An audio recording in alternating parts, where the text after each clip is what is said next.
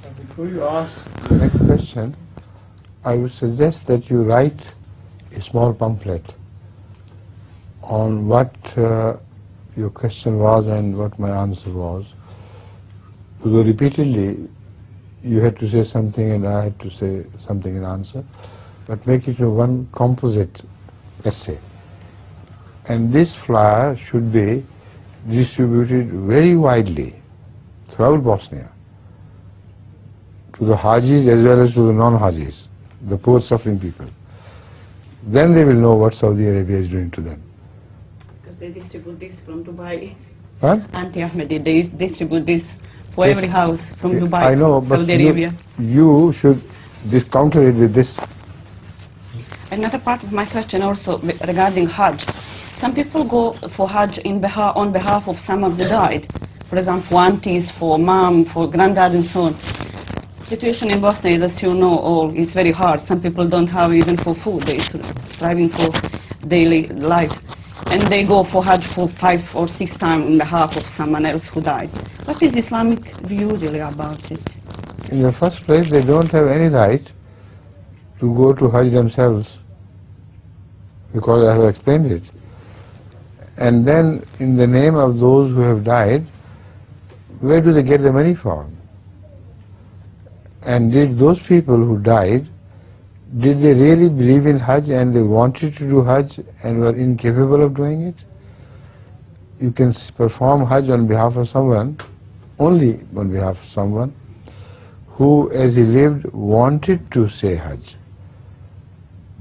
but was poor or other things interfered with his going to Hajj himself. So just out of a good act to him, hoping that Allah will reward him with the Hajj which is being said on his behalf. This practice is established now in Islam. But what I am pointing out is that the person who is not entitled to say his own Hajj is incapable of performing Hajj on behalf of anybody. Yet the question is, who pays them for going to Hajj 4 or 5 times?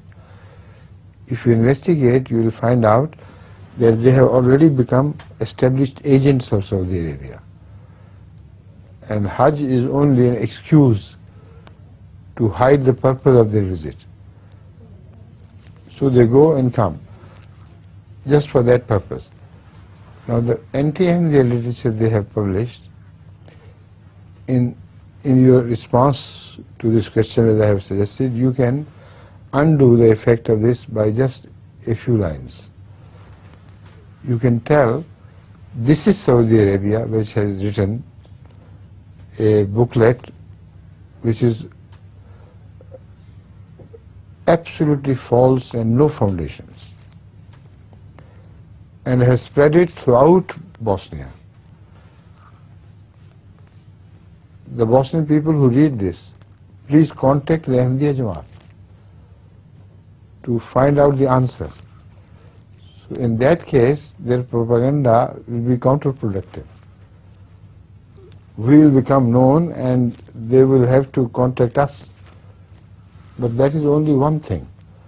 The second thing which you should write about this booklet is that the purpose of their malintention can be proved by the fact that there are hundreds of thousands of Bosnians who are turning to Christianity, who are turning to atheism, who are turning to this and that. What literature has Saudi Arabia produced to bring them back to Islam? None.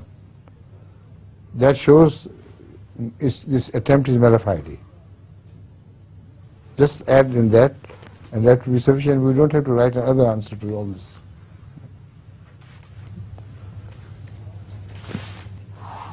Last thing which you should add is a challenge. Throw a challenge to Saudi Arabia that instead of indulging in one-sided, stupid propaganda, we invite you to an open debate on Bosnian television and Bosnian radio. on all these issues, and we shall prove thereby, among other things, that you are a British agent, which has now become American agent. This is our contention. We'll halve the cost. We'll pay for half the cost of all this. You're oil rich, but we only have contributions. Still, we challenge you, and you accept it or be ashamed of what you have done.